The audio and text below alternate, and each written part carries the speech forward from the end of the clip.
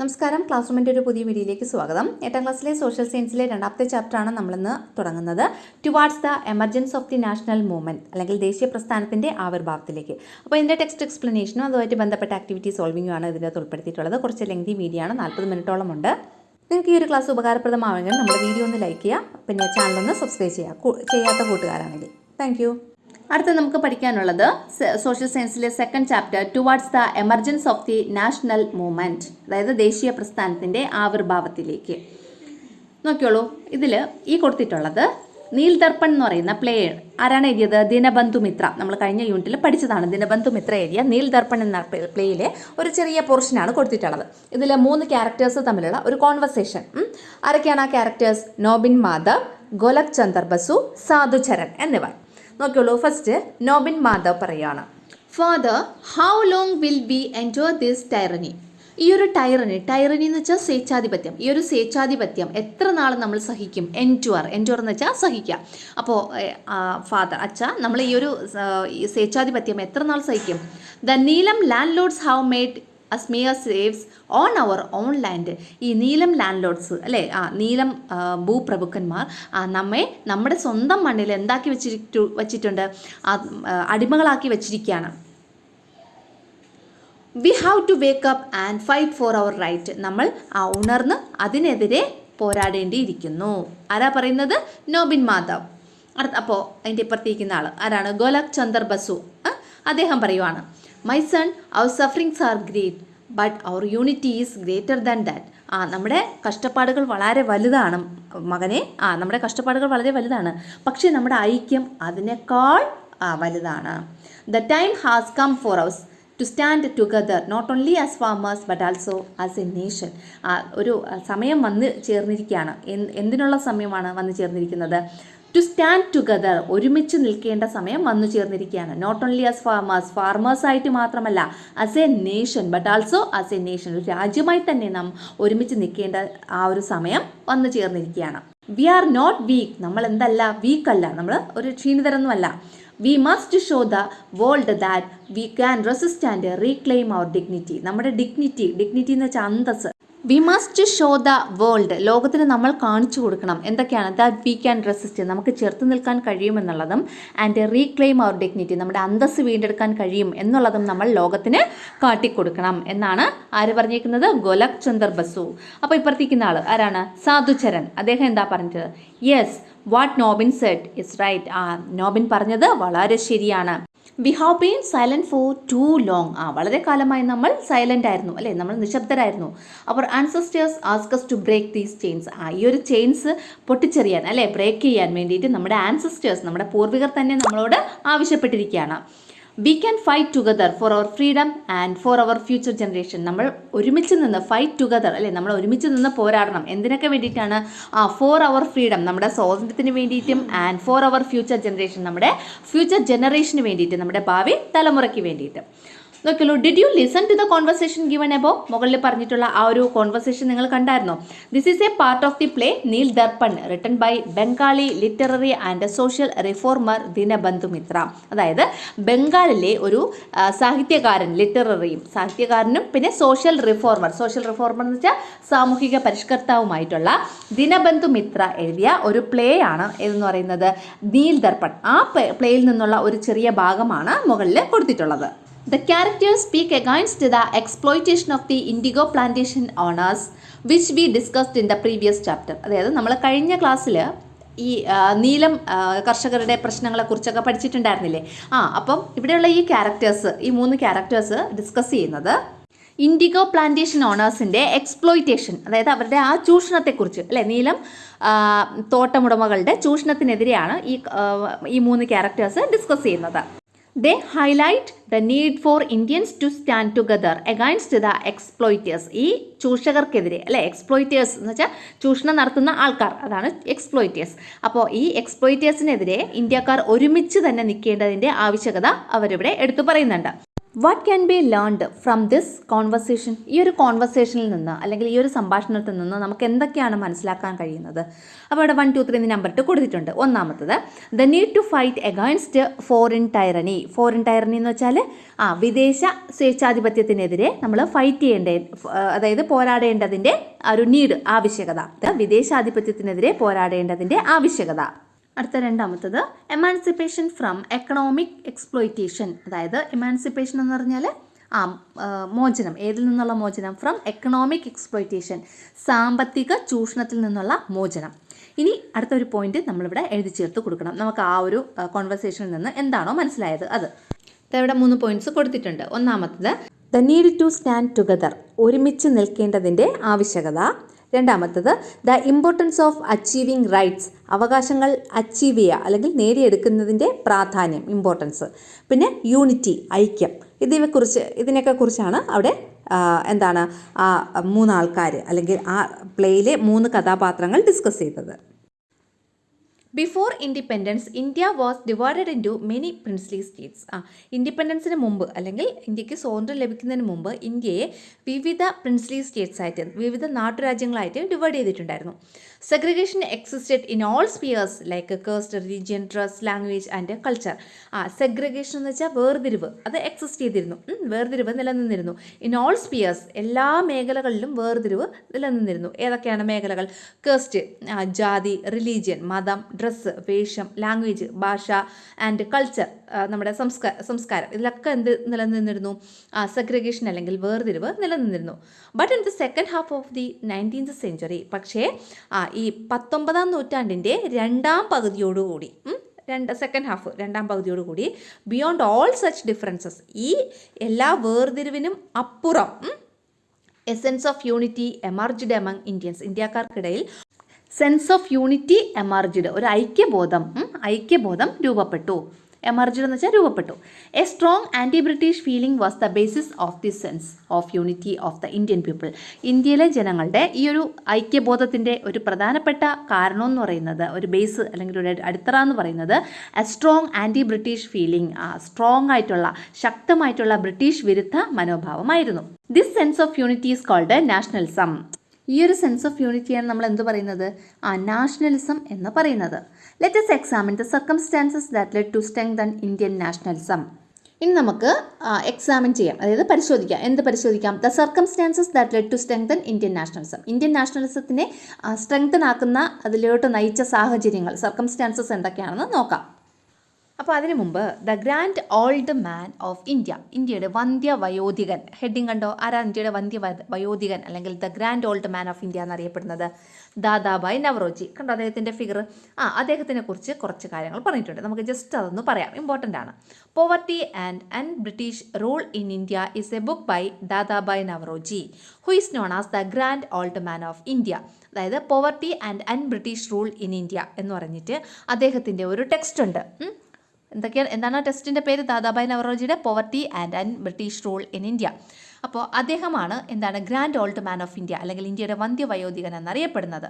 In this book he presented his observation that the British were draining away the wealth of India, അതായത് drain theory. ഈ ഒരു ബുക്കിൽ അദ്ദേഹം drain theory അവതരിപ്പിച്ചിട്ടുണ്ട്. അതെന്ന് വെച്ചാൽ ചോർച്ചാ സിദ്ധാന്തം എന്ന് പറയും, ഡ്രെയിൻ തിയറി. അതിൽ അദ്ദേഹം എന്താ പറയുന്നത്? ഈ ബ്രിട്ടീഷുകാർ ഇന്ത്യയുടെ സമ്പത്ത് ചോർത്തിക്കൊണ്ടു പോകുന്നു എന്നാണ് അദ്ദേഹം പറഞ്ഞിട്ടുള്ളത്. Thus, the economic consequences of the British rule became a subject of discussion.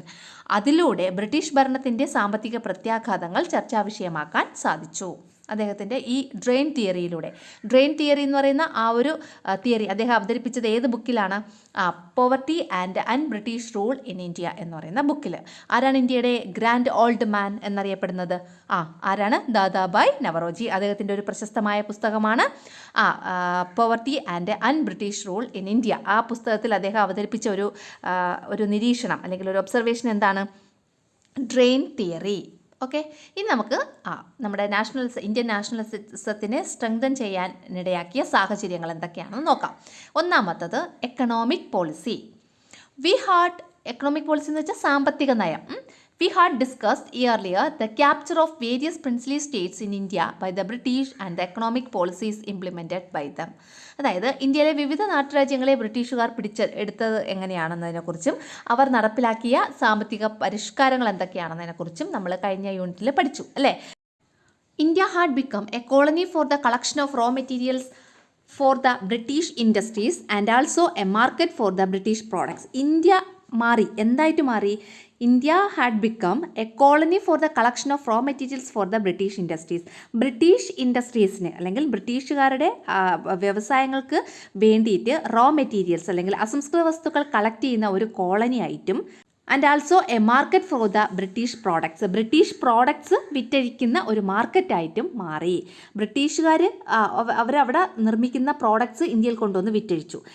അവരവിടെ ഈ പ്രോഡക്ട്സ് എങ്ങനെയാണ് നിർമ്മിക്കുന്നത്? ഇന്ത്യയിൽ നിന്നുള്ള റോ മെറ്റീരിയൽസ് കളക്ട് ചെയ്ത് അവരുടെ നാട്ടിൽ കൊണ്ടുപോയി അവിടെ വെച്ച് അവർ പ്രോഡക്റ്റ് ആക്കിയിട്ട് അത് ഇന്ത്യയിൽ കൊണ്ടുവന്ന് വിറ്റു. അപ്പോൾ economic exploitation was the aim of the British. ബ്രിട്ടീഷുകാരുടെ പ്രധാനപ്പെട്ട ഒരു എയിം അല്ലെങ്കിൽ ലക്ഷ്യം എന്ന് പറയുന്നത് എക്കണോമിക് എക്സ്പ്ലോയിറ്റേഷൻ എന്നായിരുന്നു, അതായത് സാമ്പത്തിക ചൂഷണം എന്നതായിരുന്നു.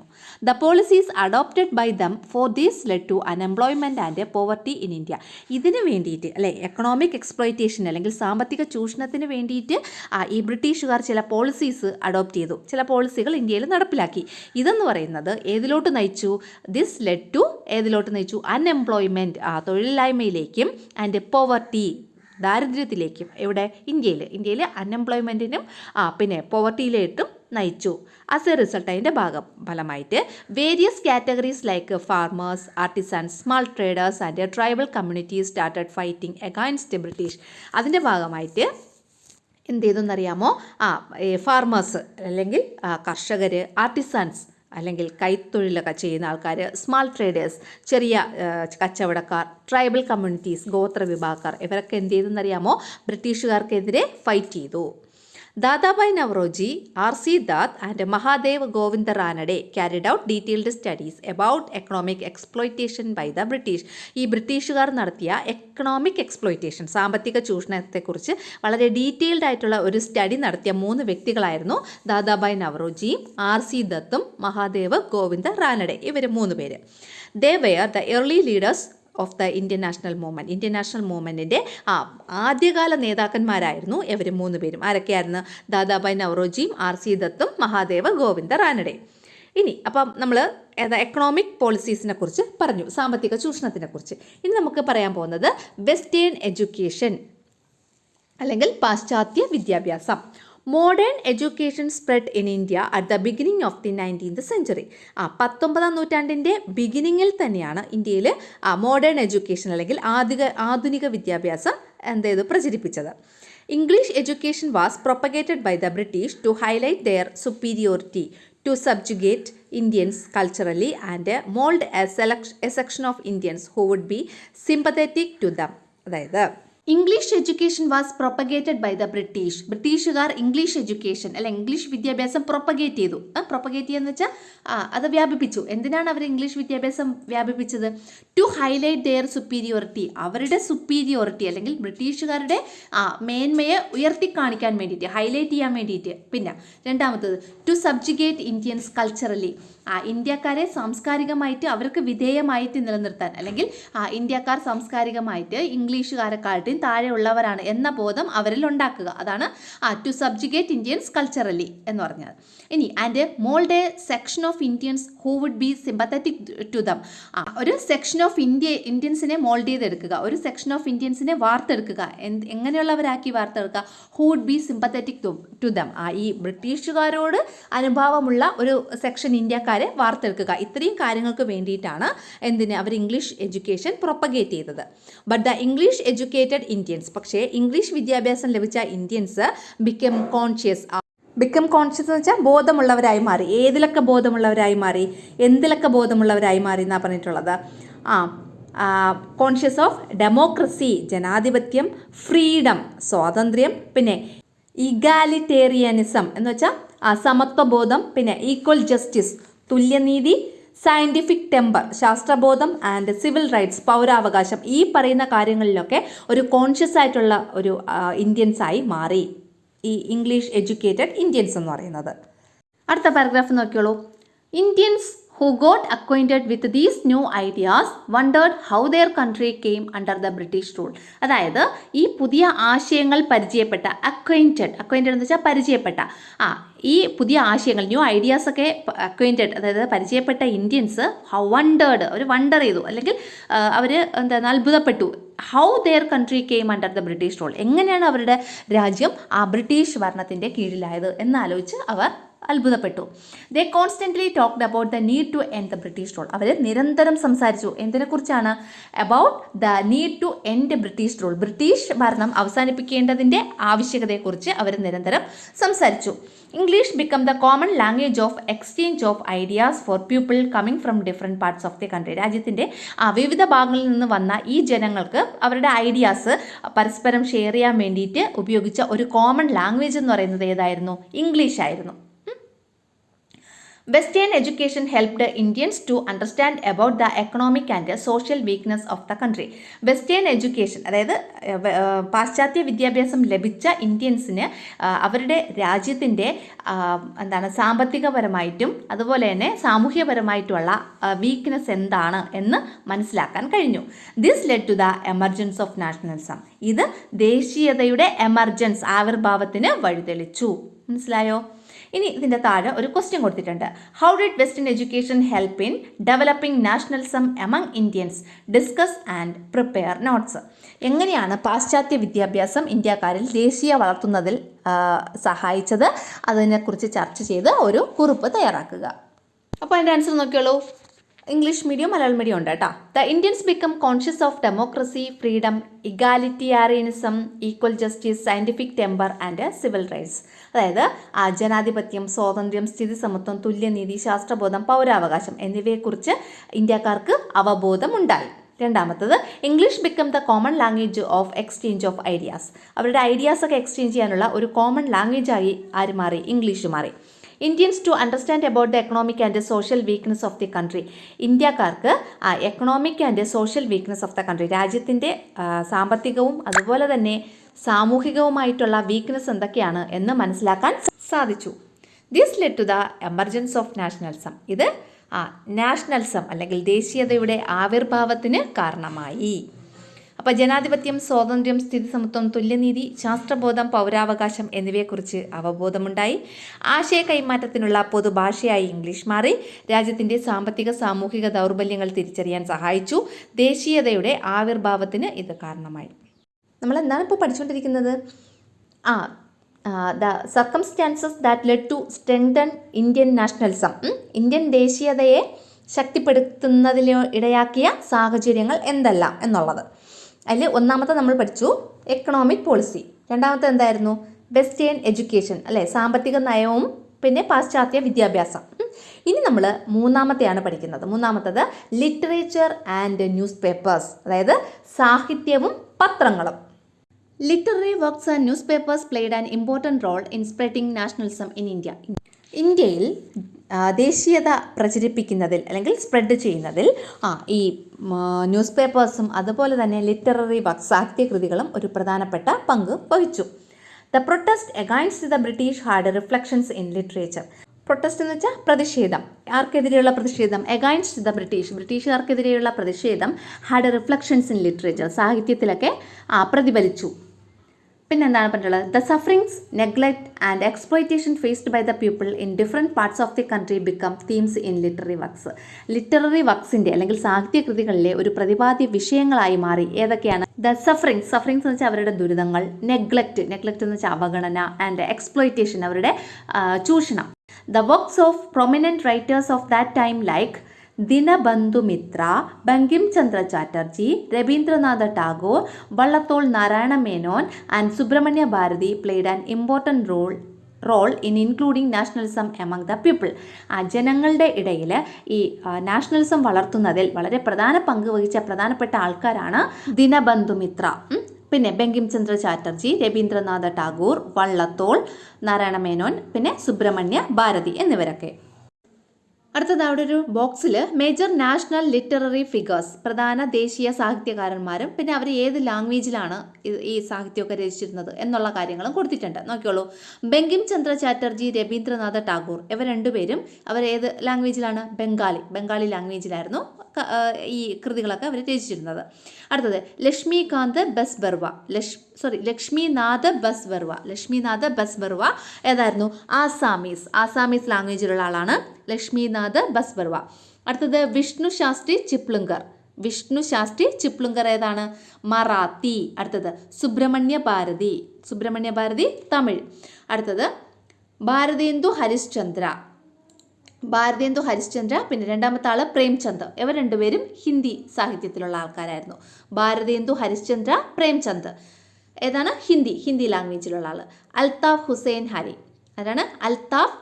ഹാലി അതായത് ഉറുദു ലാംഗ്വേജിലുള്ള ആള്. വള്ളത്തോൾ നാരായണ മേനോൻ അറിയാലോ, ഏത് ലാംഗ്വേജാണ്? മലയാളം ലാംഗ്വേജിൽ.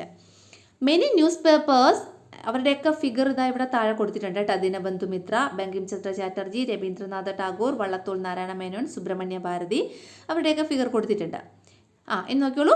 Many newspapers in English and regional languages came into existence at that time. ആ സമയത്ത് ഇംഗ്ലീഷിലും പിന്നെ റീജിയണൽ ലാംഗ്വേജിൽ അല്ലെങ്കിൽ പ്രാദേശിക ഭാഷകളിലുമായിട്ട് നിരവധി പത്രങ്ങൾ നിലവിൽ വന്നു. The social reformer Rajaram Mohan Roy pioneered journalism in India. Indian പത്രപ്രവർത്തനത്തിന് പയനിയർഡ് എന്ന് വെച്ചാൽ തുടക്കം കുറിച്ചത് ആരായിരുന്നു? നമ്മുടെ രാജാറാം മോഹൻ റോയ് ആയിരുന്നു. The newspaper he started were Sambad Kaumudi in Bengali and Miratul Akbar in Persian. ഈ നമ്മുടെ രാജാറാം മോഹൻ റോയ് ആരംഭിച്ച 2 പത്രങ്ങളായിരുന്നു സമ്പാദ് കൗമുദിയും അതുപോലെ മിറാത്തുൽ അക്ബറും. അപ്പോൾ ഇത് ഏത് ലാംഗ്വേജിലാണെന്നുള്ള ക്വസ്റ്റ്യൻസ് വരാൻ ചാൻസ് ഉണ്ട്. സമ്പാദ് കൗമുദി എന്ന് പറയുന്ന പത്രം ഏത് ലാംഗ്വേജിൽ? ബംഗാളി എന്ന് പറയുന്ന ലാംഗ്വേജിലായിരുന്നു സമ്പാദ് കൗമുദി. മിറാത്തുൽ അക്ബർ എന്ന് പറയുന്നത് പേർഷ്യൻ ലാംഗ്വേജിലായിരുന്നു. അപ്പോൾ ഇവിടെ നിങ്ങൾ സമ്പാദ് കൗമുദി, ബായാണല്ലോ സമ്പാദ് കൗമുദി ബാ, അപ്പോൾ എന്താണ്? ബംഗാളി എന്നാലോചിച്ച് വെച്ചിരുന്നാൽ മതി. അപ്പോൾ രാജാറാം മോഹൻ റോയുടെ 2 പത്രങ്ങൾ ഏതൊക്കെയാണ്? സമ്പാദ് കൗമുദിയും മിറാത്തുൽ അക്ബറും. അതിൽ സമ്പാദ് കൗമുദി വിച്ച് ലാംഗ്വേജ് ആയിരുന്നു? ബംഗാളി. സമ്പാദ് എന്നിൽ നിന്ന് നമ്മളത് മനസ്സിലാക്കാം. പിന്നെ മിറാത്തുൽ അക്ബർ എന്ന് പറയുന്നത് Persian ലാംഗ്വേജിലുള്ളതായിരുന്നു. Such newspapers were able to respond and criticize the British policies and patronize a critical mindset against exploitation. ഇങ്ങനെയുള്ള ന്യൂസ് പേപ്പേഴ്സ് അല്ലേ, ഇങ്ങനെയുള്ള ന്യൂസ് പേപ്പേഴ്സ് എന്ന് പറയുന്നത് ഈ ബ്രിട്ടീഷുകാരുടെ നയങ്ങളെ വിമർശിക്കാനും അവയ്ക്കെതിരെ പ്രതികരിക്കാനും ചൂഷണങ്ങൾക്കെതിരായിട്ടുള്ള ഒരു മനോഭാവം വളർത്താനും അയച്ചു. Listed below are some important newspapers which played a decisive role in the development of modern ideas and nationalism.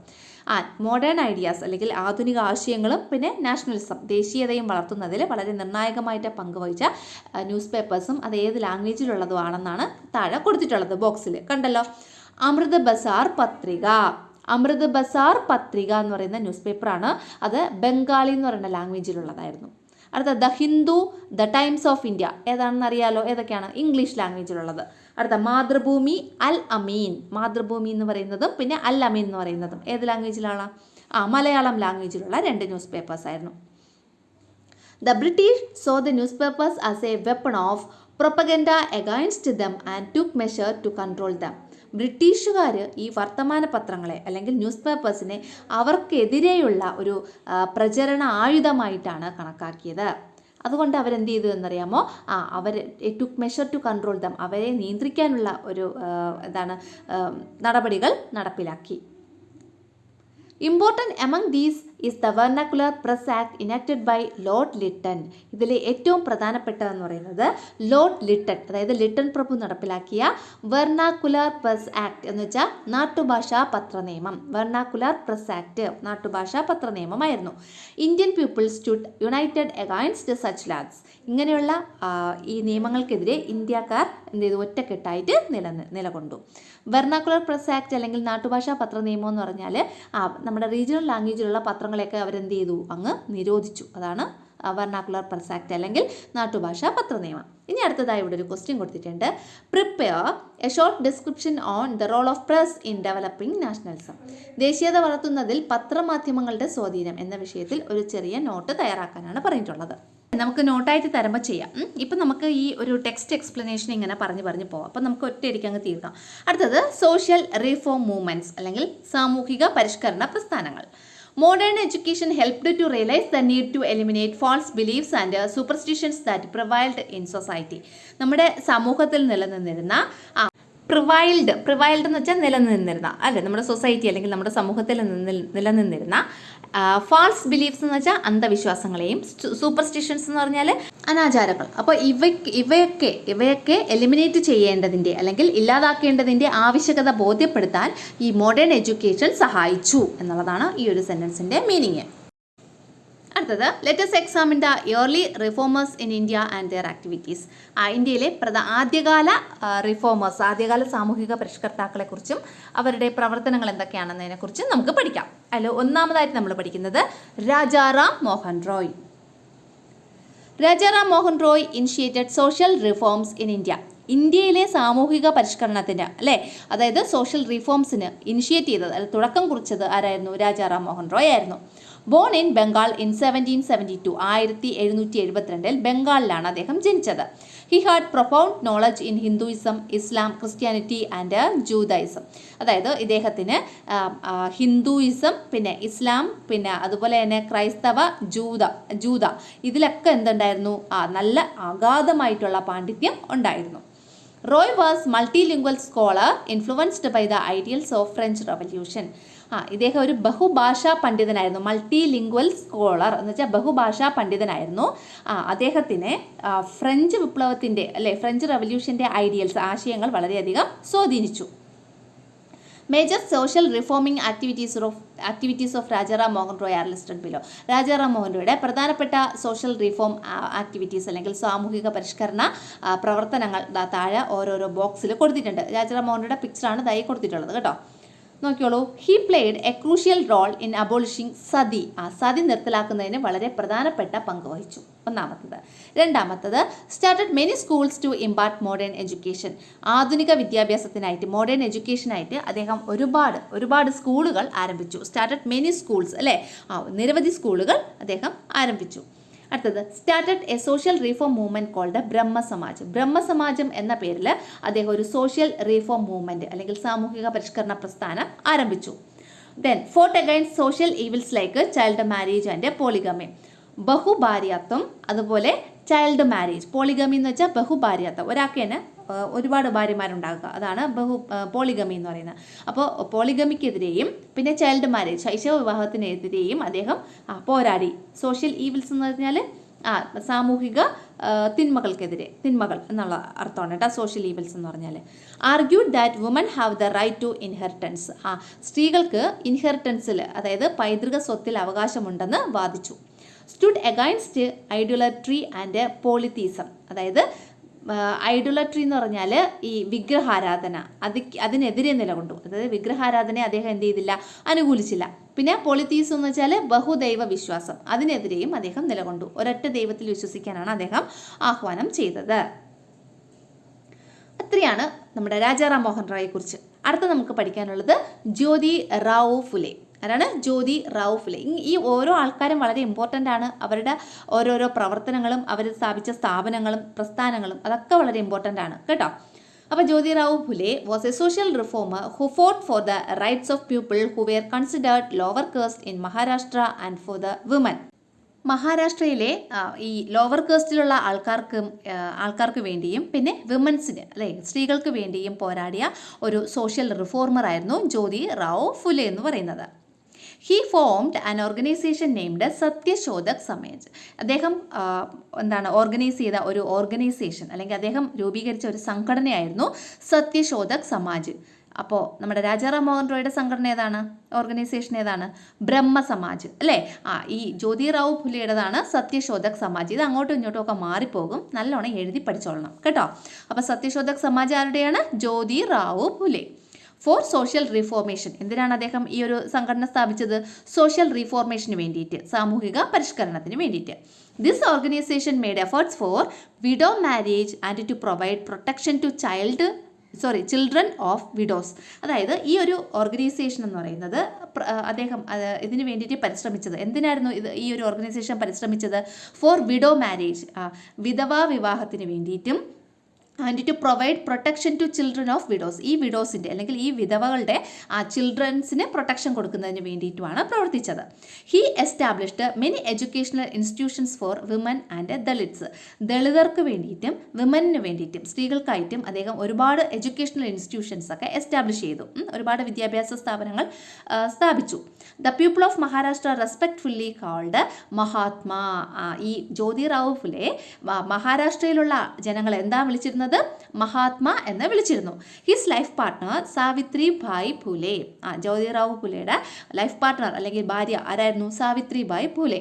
Also accompanied him in all his activities. അദ്ദേഹത്തിൻ്റെ എല്ലാ പ്രവർത്തനങ്ങളിലും അദ്ദേഹത്തോടൊപ്പം നിലകൊണ്ടു. Savitri Bai also participated in educational activities by establishing several schools for girls and night schools. അതായത് ഈ സാവിത്രി ഭായ് ഫുലെ ഉണ്ടല്ലോ, educational ആക്ടിവിറ്റീസിൽ participate ചെയ്തു, പങ്കാളിയായി. എങ്ങനെയാണ്? ബൈ എസ്റ്റാബ്ലിഷ് ചെയ്തു. അവർ കുറേ സ്ഥാപിച്ചു. സെവറൽ സ്കൂൾസ് ഫോർ ഗേൾസ്, പെൺകുട്ടികൾക്കായിട്ട് നിരവധി സ്കൂളുകൾ സ്ഥാപിച്ചു.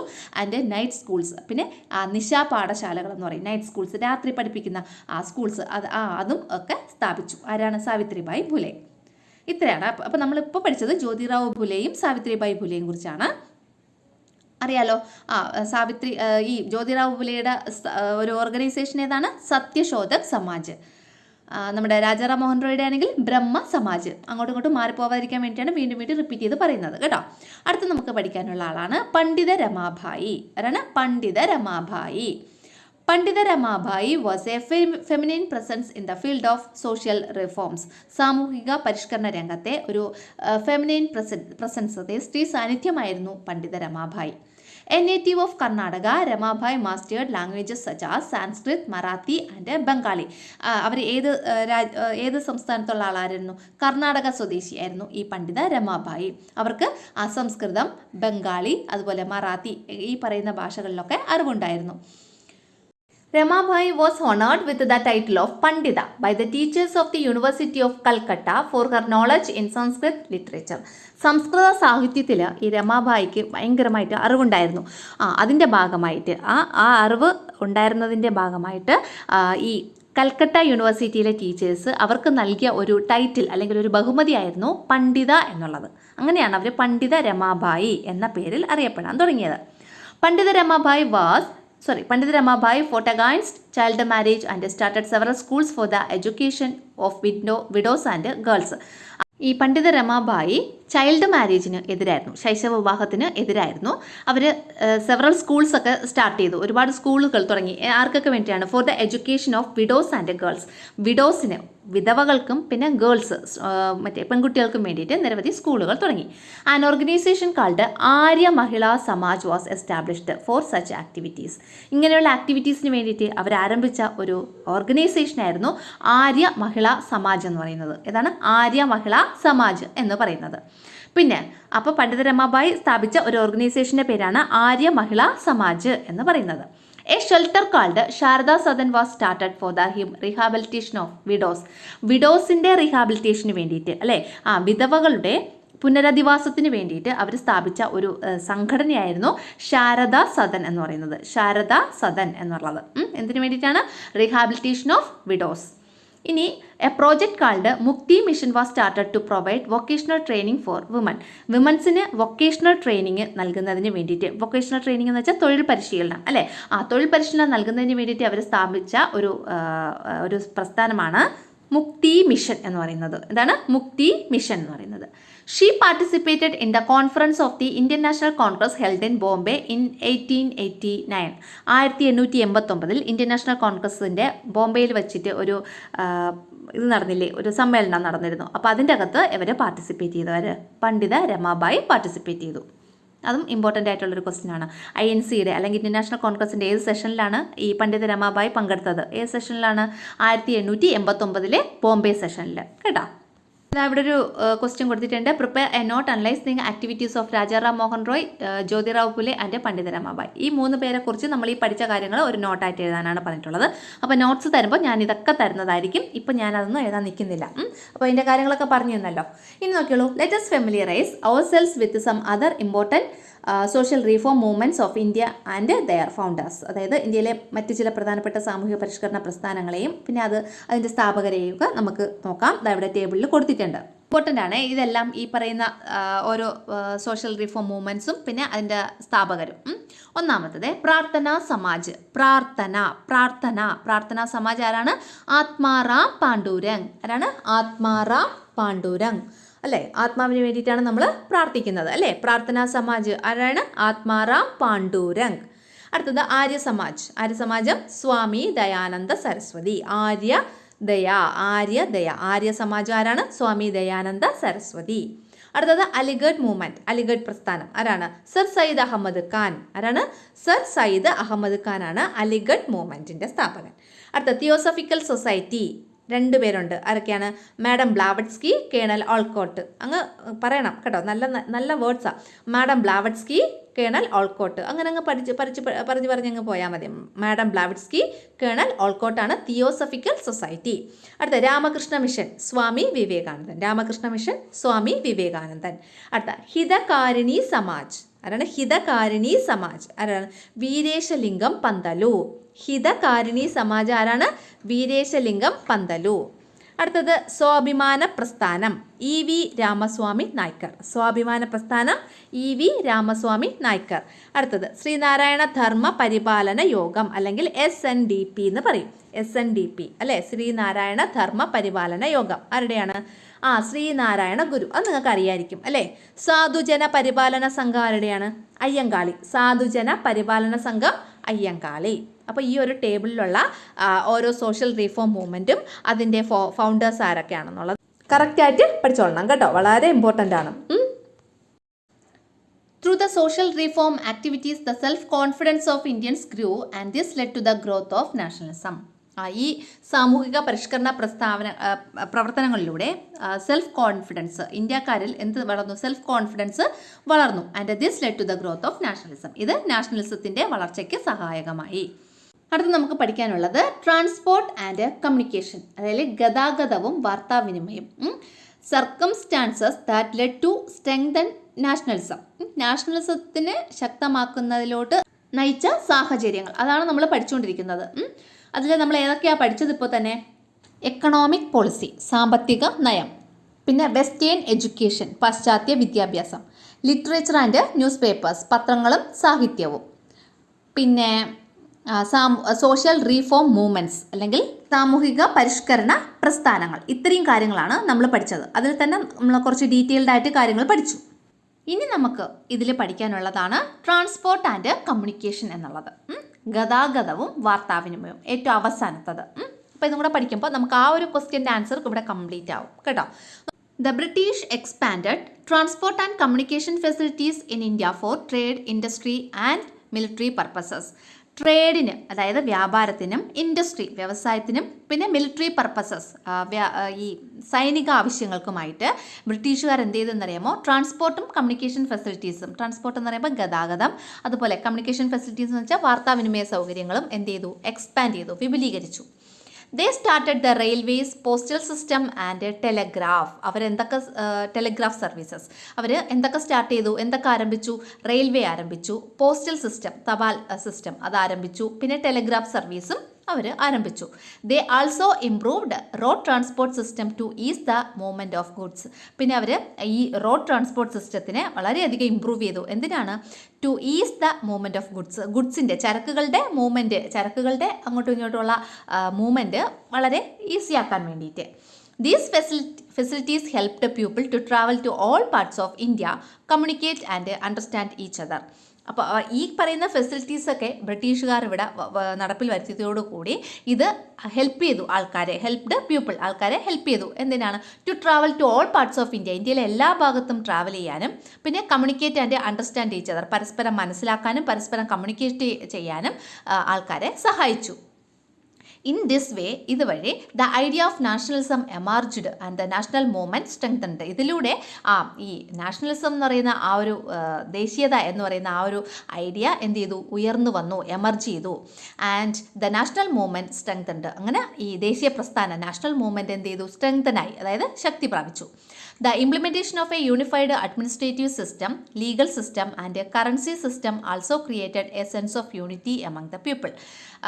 യൂണിഫൈഡ് അഡ്മിനിസ്ട്രേറ്റീവ് സിസ്റ്റം, അതായത് ഒരു ഏകീകൃത ഭരണ സമ്പ്രദായം, പിന്നെ ലീഗൽ സിസ്റ്റം, ഒരു നിയമവ്യവസ്ഥ, ആൻഡ് കറൻസി സിസ്റ്റം, അതുപോലെ നാണയ വ്യവസ്ഥ, ഇതൊക്കെ യൂണിഫൈ ചെയ്തു, അതായത് ഏകീകരിച്ചു.